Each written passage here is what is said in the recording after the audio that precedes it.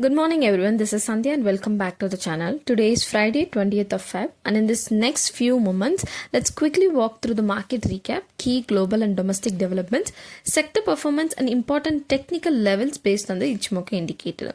Let's start with the global cues. US unemployment claims have dropped sharply, indicating that the labor market continues to remain stable.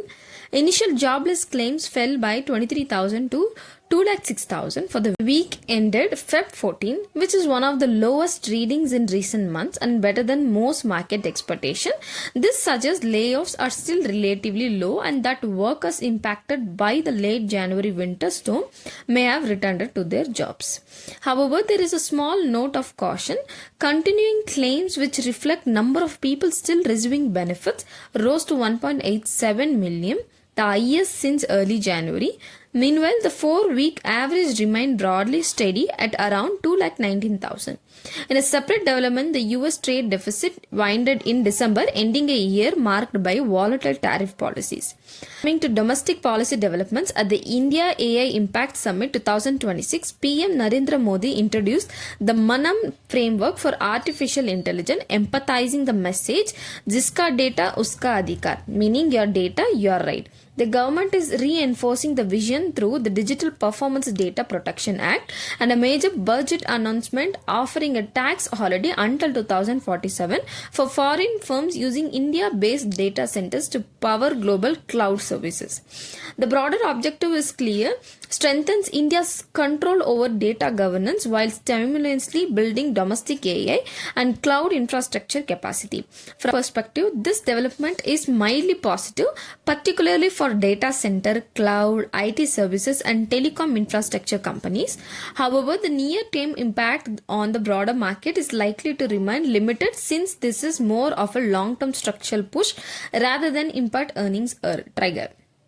Now move to the market action. The Indian equity market opened with a mild gap up but witnessed sharp selling through the session as global uncertainty weighed on sentiment.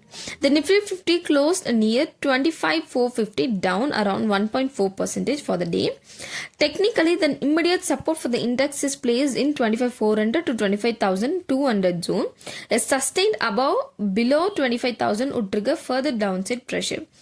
On the upside, the resistance band of 25,500 to 25,850 remains crucial, and decisive breakout above this range would open the path toward 26,000 psychological mark. Nifty also came under heavy selling pressure on Thursday, giving up the recent outperform it had shown versus the broader market. The immediate support zone is placed between 60,700 and 60,500. A decisive breakdown below this region would accelerate the fall towards 60,000 in the near term.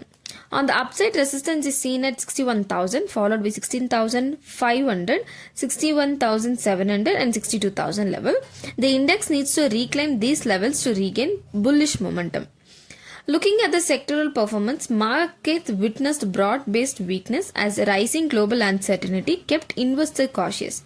The IT sector came under pressure due to weak global cues and profit booking. Banking and financial stock also saw heavy selling, giving up their recent outperformance. Auto stocks traded softly on demand concern, while FMCG and pharma showed relative resilience supported by defensive buying. Overall, the market mood remained risk-off with only selective PSU and infrastructure stocks showing off with specific strength. Finally, let's look at the institutional flow. Foreign institutional investors remain net sellers, offloading equities worth of 880 crore on 19th of Feb. On the month-to data basis, FII flows remain slightly negative with net outflow of around 1076 crore, indicating continued caution from global investors. Domestic institutional investors also turned net sellers for the day with outflow of approximately 596 crore. However, on month-to-data basis, DII continued to provide strong support to the market with net inflows of about 11,474 crore. Overall, while DII remains supportive, persistent FII selling is keeping near-term sentiment under pressure. I have also attached the top gainers and losers for your day for your reference, and that's all for the day. This video is for educational purposes only, as I am not a SEBI registered advisor. Do not make any investment decision based on this content. If you found this video useful, do subscribe to the channel and leave a comment. It truly motivates me to do more research and bring better content for you. Thank you for watching and I'll see you in the next video.